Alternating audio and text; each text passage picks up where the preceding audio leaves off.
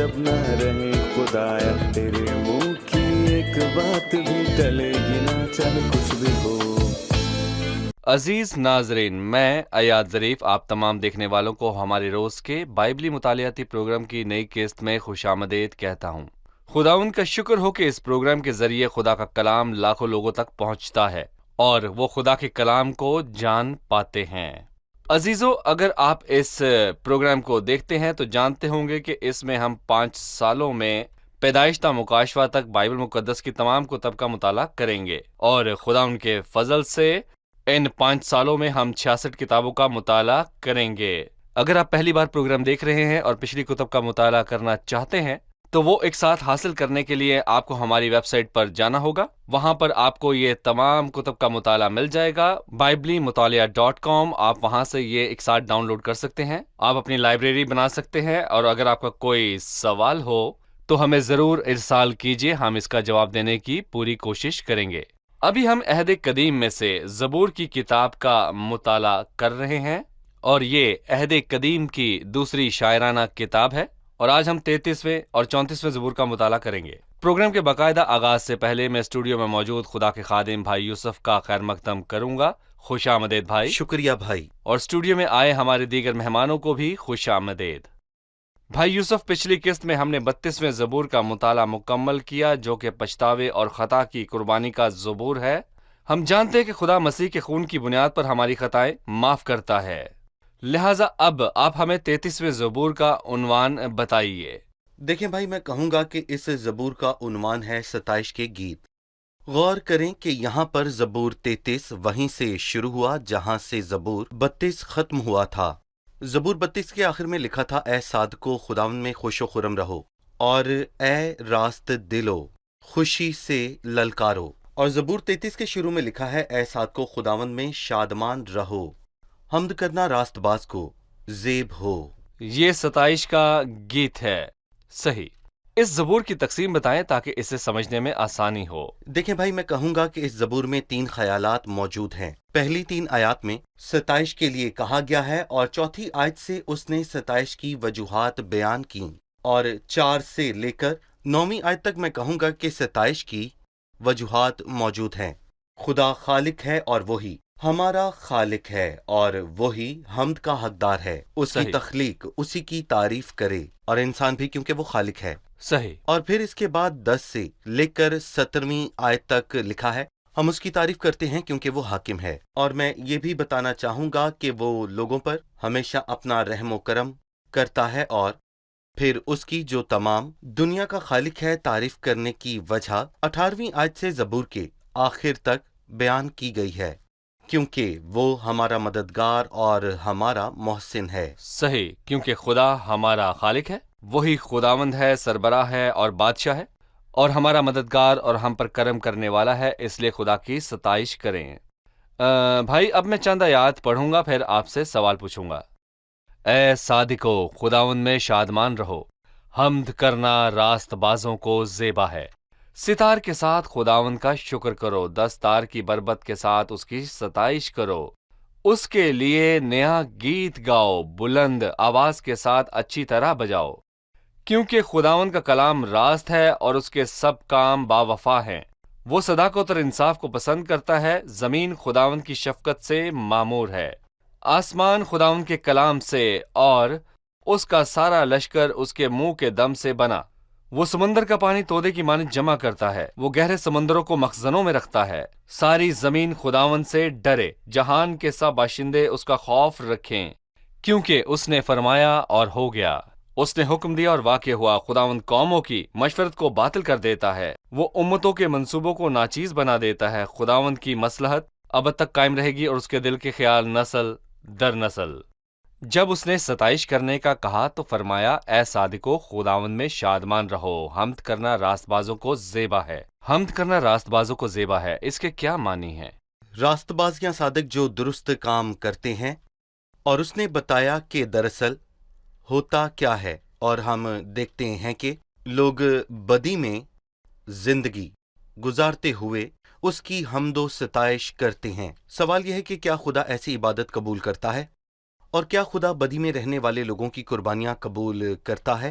Bible میں لکھا ہے کہ شریروں کے ذبیحے سے خداوند کو نفرت ہے، اور میں تمہاری مقدس محفلوں سے بھی خوش نہ ہوں گا۔ آموس 5 میں ایک نبوت ہے، اور یہاں پر واضح طور پر لکھا ہے، خدا یہاں پر بہت ہی سخت الفاظ استعمال کرتا ہے، اگرچہ تم میرے لیے سوختنی قربانیاں گزرانو گے تو بھی میں انہیں قبول نہ کروں گا، اور تمہارے فربا جانوروں کی شکرانے کی قربانیوں کو خاطر میں نہ لاؤں گا۔ تو اپنے سروں کا شور میرے حضور سے دور کر، جی کیونکہ میں تیرے رباب کی آواز نہ کو نہ سنوں گا۔ سنوں گا، لیکن عدالت کو پانی کی مانند اور صداقت کو بڑی نہر کی مانند جاری رکھ۔ اس نے کہا کہ خدا کی حمد و ثنا اور خدا کی عبادت کرنے کی بجائے اپنے گھر اور اپنے کام میں چیزوں کو ترتیب دیں اور راستی سے چلیں تاکہ خداوند آپ سے خوش ہو۔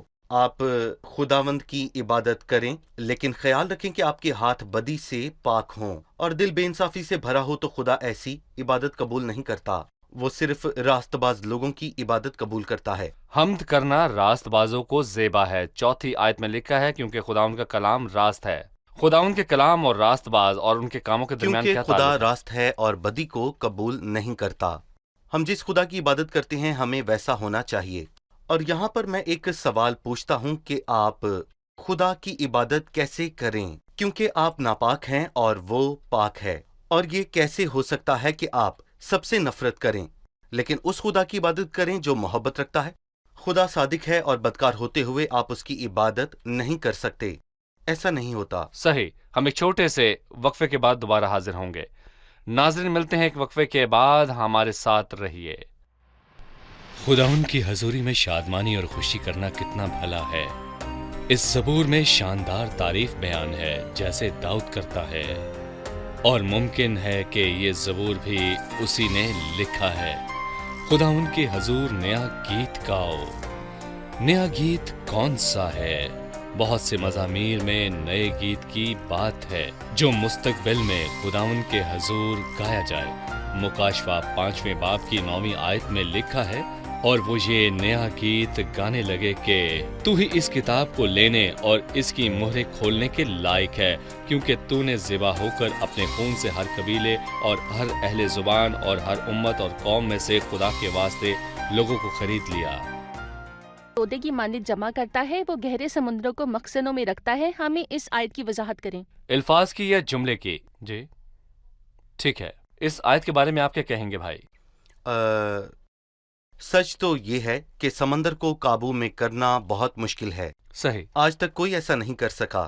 انسان چاند پر چل چکا ہے لیکن آج تک کوئی سمندر کو قابو میں نہیں کر سکا، پر خدا نے نئے اور پرانے عہد نامے میں اس کو قابو میں کیا۔ لکھا ہے وہ سمندر کا پانی تودے کی مانند جمع کرتا ہے۔ یاد رکھیں کہ خدام نے بحر کلزم کے 2 حصے کیے تھے اور وہ تودے کی مانند ہوا، اور وہ سمندر کے بیچ میں سے گزر گئے۔ سمندر تودے یا دیوار کی مانند کیسے ہوا؟ لوگوں نے سمندر کو کیسے پار کیا؟ اور یقیناً یہ بات سچ ہے کہ خدا کو سمندر پر قابو ہے۔ لکھا ہے کہ وہ گہرے مسغنوں میں رکھتا ہے۔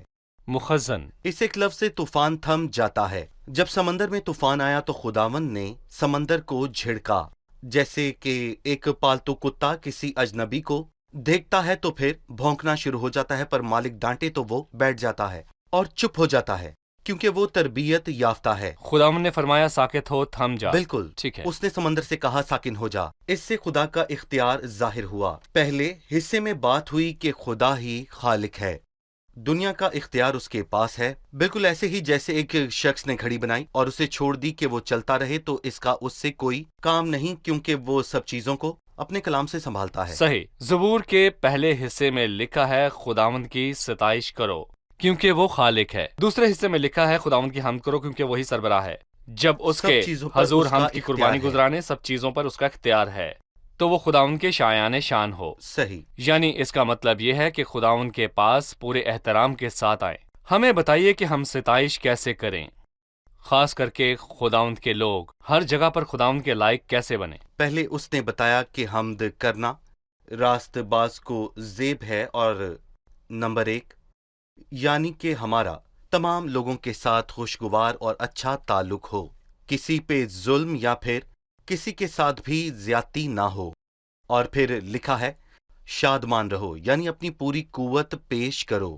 इब्रानियों 13 में लिखा है, बस हम उसके वसीले हम्द की कुर्बानी यानी उन होठों का फल जो उसके नाम का इकरार करते हैं खुदावंद के लिए हर वक्त चढ़ाया करें। और उसने ये भी कहा कि अपनी सारी ताकत और कुव्वत से परस्तिश किया करो। जबूर 84 में लिखा है, मेरा दिल और मेरा जिस्म जिंदा खुदा के लिए खुशी से ललकारता है। एक पिन्हा और आया दिल और जिस्म, अपनी जुबान अपनी आवाज से सारी ताकत और मोहब्बत के साथ। ऐसा नहीं कि आवाज ऊंची है लेकिन आपका जहन कहीं और गया हुआ है, बल्कि पूरे दिल और पूरी जान के साथ खुदावंद की हम्द करें। तो मेरा ईमान है कि खुदावंद कुर्बानी से खुश होता है अगर आप उसकी बात मानते हैं, क्योंकि हमारे अंदर कलाम बसा हुआ है। कुलसियों 3:16। ताकि कलाम के मुताबिक सताइश करें। जी ठीक है सही। जी, आपने ठीक कहा। हमारी सताइश बाइबल के मुताबिक हो, कलाम के मुताबिक, समझ बूझ के साथ। जी, ताकि सही। कोई भी चीज ऐसे जी सही। ना कहे। जी ठीक है भाई यूसुफ, मैं तीसरी वजह बयान करता हूँ। 18वीं आयत है, देखो खुदावंद की निगाह उन पर है जो उससे डरते हैं, जो उसकी शफकत के उम्मीदवार हैं, ताकि उनकी जान मौत से बचाए और कहत में उनको जीता रखे। हमारी जान को खुदावंद की आस है, वही हमारी कुमक और हमारी से पर है। हमारा दिल उसमें शादमान रहेगा क्योंकि हमने उसके पाक नाम पर तवक्कल किया है। ऐ खुदावंद, जैसी तुझ पर हमारी आस है वैसी ही तेरी रहमत हम पर हो। इन आयत का मतलब बताइए। हमने कहा कि आखिरी हिस्से में ये बयान हुआ कि खुदावंद हमारा मददगार खुदा है। देखो खुदा की निगाह उन पर है जो उससे डरते हैं। 13वीं आयत में लिखा है, खुदावंद आसमान पर से देखता है, सब बनी आदम पर उसकी निगाह है और खुदावंद की निगाह हर इंसान पर है। और लिखा है, देखो खुदावंद की निगाह उन पर है जो उससे डरते हैं। इसके मानी मुख्तलिफ हैं। वो सबको देखता है पर उसकी निगाह उन पर है जो उससे डरते हैं। जैसा कि हमने पिछली किस्त में 32वें ज़बूर में पढ़ा कि मेरी नजर तुझ पर होगी, सही। मैं तुझे तालीम दूंगा और जिस राह पर तुझे चलना होगा तुझे बताऊंगा, मैं सलाह दूंगा और मेरी नजर तुझ पर होगी। और उसने बेवकूफ कवारियों के लिए कहा कि मैं तुमको नहीं जानता, जबकि वो उनके गुनाहों को जानता था और उनकी अदालत भी करेगा। ये यूं है जैसे लिखा है, मेरी भेड़ें मेरी आवाज सुनती हैं और वो मेरे पीछे पीछे चलती हैं। कबूलियत और तसल्ली। देखो खुदावंद की निगाह उन पर है जो उससे डरते हैं।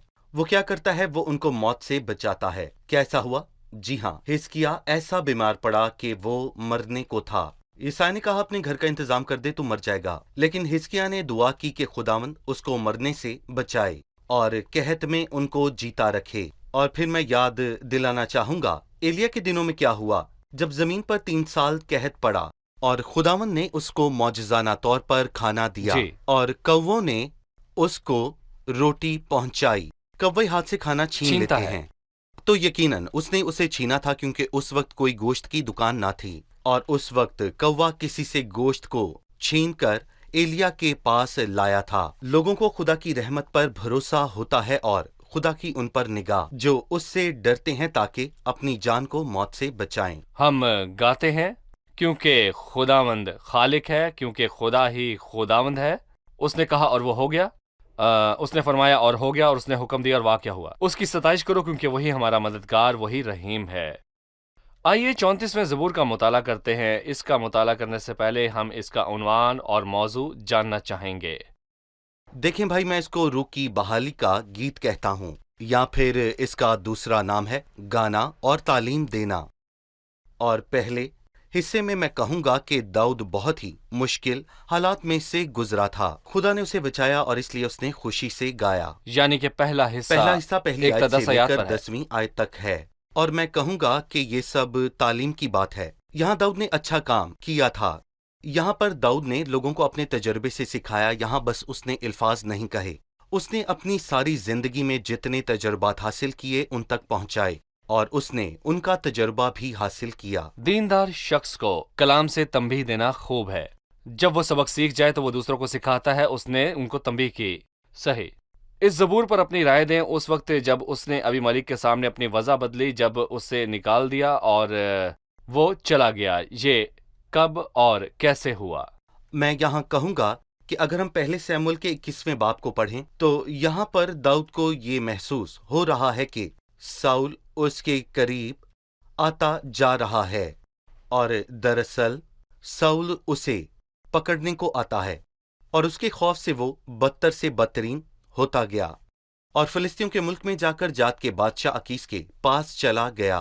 اور میں یہ بھی بتانا چاہوں گا جس کو یہاں پر ابی ملک کہا گیا ہے، اور یہاں پر اس کی جان کو خطرہ تھا، کیونکہ اکیس کے ملازموں نے اس سے کہا، کیا یہی اس ملک کا بادشاہ داؤد نہیں؟ کیا اسی کے بارے میں ناچتے وقت گا گا کر انہیں آپس میں یہ نہیں کہہ رہا تھا کہ ساؤل نے تو ہزاروں کو پر داؤد نے لاکھوں کو مارا اور اب وہ یہاں ہے؟ جب اس نے یہ الفاظ سنے تو وہ ڈرا اور خود کو دیوانہ سا بنا لیا، لیکن وہ بچ نہ سکا، اور یہاں اس نے ہمیں اپنا راز بیان کیا۔ اس غریب نے اپنی دہائی دی جب اس نے پھاٹک کے کواڑوں پر لکیریں کھینچیں اور اپنے تھوک کو داڑھی پر بہنے دیا، تب اس نے دل سے خداوند سے فریاد کی۔ تو اس سے ظاہر ہوتا ہے کہ ہم زندگی میں کسی بھی حال میں ہوں، ہم اپنے خداوند سے فریاد کر سکتے ہیں۔ ضروری نہیں کہ دعا کا خاص طریقہ ہو یا پھر آپ کسی خاص جگہ پر موجود ہوں، بس اپنا سر اٹھائیں اور اپنے خداوند سے بنا ڈر کے درخواست کریں۔ داؤد نے بھی ایسا ہی کیا۔ لکھا ہے کہ جب اس نے خداوند سے فریاد کی تو خداوند نے اسے دعا بچایا۔ شکستہ دل کی حالت ہے جو خداوند سے جڑا ہو بالکل، اور اس سے مدد کی فریاد کرے۔ خداوند تو ہی واحد حل ہے۔ ناظرین میں سے کوئی سوچ سکتا ہے کہ بادشاہ کا نام ابی ملک تھا یا اکیس؟ اس کے متعلق ہمیں بتائیے۔ ابی ملک سب بادشاہوں کا لقب ہے، جیسے کہ میں کہوں گا فرعون۔ دراصل یہ ایک لقب ہے، یہ اس کا نام نہیں ہے۔ خودیو کون ہے؟ خودیو اسماعیل یا توفیق یا عباس نہیں ہے۔ میں کہوں گا کہ سب بادشاہوں کو خودیو کہا جاتا تھا، جیسے فرعون ایک لقب ہے، مصر کے تمام بادشاہ فرعون تھے۔ یہاں ابی ملک بھی فلسطینیوں کے تمام بادشاہوں کا لقب تھا، پر اس کا نام اکیس تھا۔ صحیح۔ اب میں چند آیات پڑھوں گا، پھر ہم وقفے کے بعد مہمانوں کے سوالات کے ساتھ حاضر ہوں گے۔ میں ہر وقت خداوند کو مبارک کہوں گا، اس کی ستائش ہمیشہ میری زبان پر رہے گی۔ میری روح خداوند پر فخر کرے گی، حلیم یہ سن کر خوش ہوں گے۔ میرے ساتھ خداوند کی بڑائی کرو، ہم مل کر اس کے نام کی تمجید کریں۔ میں خداوند کا طالب ہوا، اس نے مجھے جواب دیا اور میری ساری دہشت سے مجھے رہائی بخشی۔ انہوں نے اس کی طرف نظر کی اور منور ہو گئے، اور ان کے منہ پر کبھی شرمندگی نہ آئے گی۔ اس غریب نے دہائی دی، خداوند نے اس کی سنی اور اسے اس کے سب دکھوں سے بچا لیا۔ خداوند سے ڈرنے والوں کے چاروں طرف اس کا فرشتہ خیمہ زن ہوتا ہے اور ان کو بچاتا ہے۔ آزما کر دیکھو کہ خداوند کیسا مہربان ہے، مبارک ہے وہ آدمی جو اس پر توکل کرتا ہے۔ خداوند سے ڈرو اے اس کے مقدسوں، کیونکہ جو اس سے ڈرتے ہیں ان کو کچھ کمی نہیں۔ ببر کے بچے تو حاجت مند اور بھوکے ہوتے ہیں، پر خداوند کے طالب کسی نعمت کے محتاج نہ ہوں گے۔ ہم ایک وقفے کے بعد مہمانوں کے اور جانتے ہیں ان کا سوال۔ میرا سوال ہے، کیا ہر شخص کے پاس ایک فرشتہ ہر وقت اس کی نگہبانی کرتا ہے؟ خداوند سے ڈرنے والوں کی جی، چاروں اور طرف اس کا فرشتہ خیمہ ان زن کو ہوتا ہے۔ بچاتا ہے۔ بہت سے لوگوں کے ساتھ کئی حادثے پیش آئے۔ بھائی یوسف، ہمیں یہ بات سمجھنے کی ضرورت ہے۔ فرشتوں کی انسان کی خدمت کرنے کا ذکر کلام مقدس کی بہت سی آیات میں ہوا ہے، پر ایسا کوئی خیال نہیں کہ ہر ایک انسان کے پاس اس کا ایک محافظ فرشتہ ہے۔ یہ خیال موجود نہیں، پر اس نے عبرانیوں 1:14 میں فرشتوں کے متعلق کہا، کیا وہ سب خدمت گزار روحیں نہیں جو نجات کی میراث پانے والوں کی خاطر خدمت کو بھیجی جاتی ہیں؟ خداوند نے ایک بار ایک ایماندار کے لیے فرشتہ بھیجا اور دوسرے ایمانداروں کے لیے اس نے 2 فرشتے بھیجے، دانیل کے لیے 1 اور لوط کے لیے 2، اور کبھی کبھی وہ پورا لشکر جیسے اس نے الیشا کے لیے بھیجا، یا پھر ہم کہہ سکتے ہیں جیسے اس نے یعقوب کے لیے بھیجا۔ مناہیم خدا 1 یا 2 یا پھر ان کے مہانائم۔ لشکر بھیجے۔ اور یہاں میں کہوں گا کہ خدا کے پاس کل اختیار ہے، لیکن میں یہاں پر یہ سوال کروں گا، کیا ایمانداروں کے لیے خدا کی طرف سے کوئی محافظت ہے؟ تو میں کہوں گا جی ہاں، خداوند سے ڈرنے والوں کے چاروں طرف خدا کا فرشتہ خیمہ زن ہوتا ہے۔ یہ انسانی سوچ کے حساب سے نہیں ہے، اور اس کا مطلب یہ نہیں ہے کہ اب میں بچ گیا ہوں تو مجھے کسی چیز سے کوئی بھی نقصان نہیں ہوگا۔ بائبل کی 2 آیات ہیں، عہد جدید میں سے اور عہد قدیم میں سے۔ نئے عہد نامے میں 2 تموتیس کے 3 باب میں پالوس نے کہا، یعنی ایسے دکھ جو انطاکیہ اور اکانیم اور لسترا میں مجھ پر پڑے، اور دکھ جو میں نے اٹھائے ہیں، مگر خداوند نے مجھے چھڑایا ہے۔ اور ہم نے پڑھا کہ لوگوں نے لسترا میں اسے پتھر مارے اور سوچا کہ وہ مر گیا ہے، تو اسے شہر سے باہر پھینک دیا، اسے سنسار کیا گیا، لیکن خداوند نے اسے اس کے تمام دکھوں سے چھڑایا، اور اس نے اسی شہر میں اپنی منادی کو بھی جاری رکھا۔ اور پرانے عہد نامے میں خداوند نے یرمیہ سے کہا، نہ ڈر، کیونکہ خداوند فرماتا ہے کہ میں تجھے چھڑانے کو تیرے ساتھ ہوں۔ لیکن ہم نے بائبل میں پڑھا के लोगों ने यर्मिया को मारा और हौज में फेंक दिया। वहां कीचड़ था और यर्मिया कीचड़ में बुरी तरह धंस गया। सो ईमानदार दर्द से बिल्कुल बरी नहीं है, लेकिन उसकी खिदमत मुकम्मल होने से पहले कोई उसकी जान नहीं ले सकता। और मैं ये भी कहूंगा कि खुदावंद उसको दर्द सहने के लिए हौसला भी देता है। भाई यूसुफ, हम हमेशा कहते हैं कि खुदा के बाजू और उसकी कुदरत उसकी हिकमत और मुकर्ररा वक्त से जुड़ी हैं। सही। खुदा की हिकमत और उसका वक्त, मतलब पहली मर्तबा खुदा 3 पहर तक इंतजार करता है बिल्कुल। और उसका हाथ चौथे पहर में हरकत करता है। सही। उसकी हिकमत के मुताबिक वो किसी को छुड़ाता है, किसी को नहीं। सही। शायद वो एक को बचाए और दूसरे को नहीं। याकूब और पतरस। हमने बहुत से लोगों को कहते सुना, खुदावन ने मुझे आज एक हादसे से बचाया जहां 3-4 लोग मर गए। शायद उन मरने वालों में ईमानदार हों। क्या खुदावन दूसरों से प्यार नहीं करता कि उसने एक को बचाया पर बाकियों को मैं नहीं? कहूंगा कि हम खुदा की हिकमत सही। को नहीं समझ सकते। खुदा के बाजू उसकी हिकमत और उसके वक्त से जुड़े हैं। आपने कहा कि 11वीं आयत से इस ज़बूर का दूसरा हिस्सा है। इसमें तजुर्बा हासिल करने के बाद तालीम और सीख की बात हुई। इसमें उसने किस चीज की तालीम दी? वो हमें बचाने के बाद सिखाता है कि खुदा का फजल आदमियों की निजात का बाइस है। और यहाँ पर मैं ये कहना चाहूंगा कि उसने पतरस रसूल के खूबसूरत अल्फाज कहे। उसने खत के 3 बाब में खुदा की हुकूमत का जिक्र किया। लिखा है, वो कौन आदमी है जो जिंदगी का मुश्ताक है और बड़ी उम्र चाहता है ताकि भलाई देखे। फिर उसने शानदार चीजें बताईं। अपनी जुबान को बदी से बाज रख और अपने होंठों को दगा की बात से। बदी को छोड़ और नेकी कर। सुलह का तालिब हो और उसकी पैरवी कर। खुदावंद की निगाह सादिकों पर है और उसके कान उनकी फरियाद पर लगे रहते हैं। खुदावंद का चेहरा बदकारों का मुखालिफ है ताकि उनकी याद जमीन पर से मिटा दे। पतरस ने आयत का हवाला देते हुए यहाँ पर 2 तब्दीलियां की हैं। पहली, उसने लफ्ज मुंतखब किया और आयत मुकम्मल नहीं की। उसने क्या तब्दील किया? यहाँ लिखा है बड़ी उम्र चाहता है, पर पतरस के खत में बड़ी उम्र नहीं लिखा क्योंकि नए अहदनामे में हमसे बड़ी और लंबी उम्र का वादा नहीं किया गया। जो कोई जिंदगी से खुश होना और अच्छे दिन देखना चाहता है, बेशक हमारे दिन बहुत से ना हों, पर वो खुदावंद के करीब अच्छे हों तो वो एक लंबी और बुराई से भरी जिंदगी से बेहतर है। जैसा याकूब ने कहा कि मैं कुछ ऐसा नहीं जो खुदावंद को खुश करे। यहाँ दूसरी चीज ये है, पहले पतरस के तीसरे बाब में है।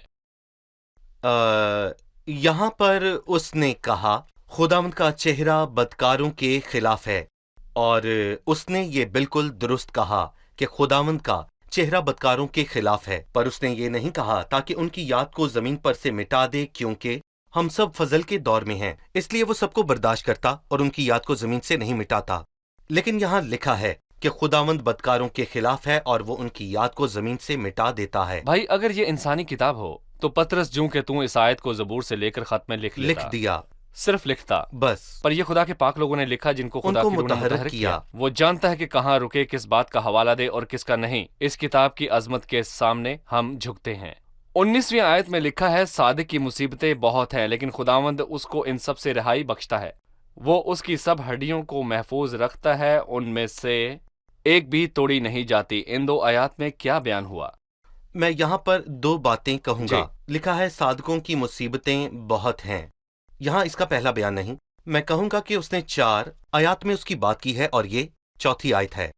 लेकिन यहाँ पर उसका लहजा मुख्तलिफ है। जी, पेशरवी है और पहली बार 4थी आयत में इसका जिक्र हुआ है, और मेरी सारी दहशत से मुझे रिहाई बख्श। और फिर 6ठी आयत, यहाँ लिखा है कि उसको उसके सब दुखों से बचा लिया। इसके बाद 17वीं आयत है, और उनको उनके सब दुखों से छुड़ा लिया। आखिर में सादिकों की मुसीबतें बहुत हैं, लेकिन खुदावंद उसको इन सब से रिहाई बख्शता है। और इसलिए मैं यहाँ पर वाज़े अल्फाज में ये कहना चाहता हूँ कि हर दहशत, दुख और मुसीबत से खुदावंद हमें बचाना चाहता है। और फिर दूसरी आयत हमें दीनदार मसीह की याद दिलाती है, और मैं ये भी कहूँगा कि कोई उस जैसा दीनदार नहीं जिसकी हड्डियां ना टूटी हों। उन्होंने उसके दाएं और बाईं तरफ दोनों लोगों की हड्डियां तोड़ी। पिलातुस ने सिपाहियों को हुक्म दिया कि मसलूब होने वाले तीनों लोगों की हड्डियां तोड़ दें। बेशक उन्होंने दाएं वाले की और बाएं वाले की हड्डियां तोड़ी, लेकिन उन्होंने मसीह की हड्डियां ना तोड़ी, और वो मर चुका था। मैं कहना चाहूंगा कि दरहकीकत ये पेशनगोई एक निशान है اور میں کہوں گا کہ اس کا نشان خروج کے 12ویں باب میں فسا کے برے میں نظر آتا ہے۔ خروج 12، نہ تم اس کی کوئی ہڈی توڑنا۔ اور اس کے بعد زبور 34 میں لکھا ہے، ان میں سے ایک بھی توڑی نہیں جاتی، اور یہ خداوند یسوع مسیح پر پورا اترتی ہے۔ اس وضاحت کے لیے بہت شکریہ۔ آپ کے ساتھ اس کتاب کا مطالعہ کرنے سے ہم محظوظ ہوتے ہیں۔ آج کے لیے بس اتنا ہی۔ خدا ان کے فضل سے اگلی قسط میں ہم باقی کے زبور کا مطالعہ جاری رکھیں آمین۔ گے۔ چلیے مہمانوں سے ان کی رائے جانتے ہیں۔ جی، آج کے پروگرام سے آپ نے کیا سیکھا؟ یہ آیت دیکھو، خداوند کی نگاہ ان پر ہے جو اس سے ڈرتے ہیں۔ بھائی یوسف نے اس کو بیان کیا کہ خداوند سب لوگوں کو دیکھتا ہے، پر اس کی خاص نگاہ ان لوگوں پر ہے جو اس سے ڈرتے ہیں اور اس کے رحم کی امید کرتے ہیں۔ صحیح۔ جب ہم نے زبور کو سیکھنا شروع کیا تو میرا خیال تھا کہ ہم ایمانداروں کے تجربوں کی بات کر کے تسلی حاصل کریں گے، لیکن ہر قسط میں ہم بائبل مقدس کی عظمت پر غور کرتے ہیں۔ اس کا ایک ایک حرف سوچ سمجھ کر لکھا گیا۔ کتاب مقدس کی عزت کریں اور اس کو پڑھتے اور مطالعہ کرتے وقت اس پر غور کریں۔ کیونکہ یہ خدا کی کتاب ہے۔ میں نے سیکھا کہ ایماندار کی ہر چھوٹی یا بڑی دہشت یا دکھ ہو یا مصیبت ہو، خداوند اس کو بچاتا ہے۔ مجھے اس بات سے خوشی ہوئی کہ اس میں کوئی مشکل یا پریشانی نہیں۔ خدا ان کے پاس کل اختیار ہے، وہی ہر چیز اور ہر معاملے کو اپنی حکمت سے سنبھالتا ہے۔ صحیح۔ بہت مرتبہ ستائش کرتے وقت ہماری ستائش ہماری نفسیاتی حالت سے جڑی ہوتی ہے، کیونکہ خداوند ہمیں برکت بخشتا اور ہم خوش ہوتے ہیں۔ پر میں نے سیکھا کہ ہمیں خدا کی حمد کرنی چاہیے، کیونکہ وہ واقعی اس لائق ہے۔ وہی خدائے قادر ہے، ہمیں بچاتا اور وہی ہمیں چھڑاتا بھی ہے۔ جی۔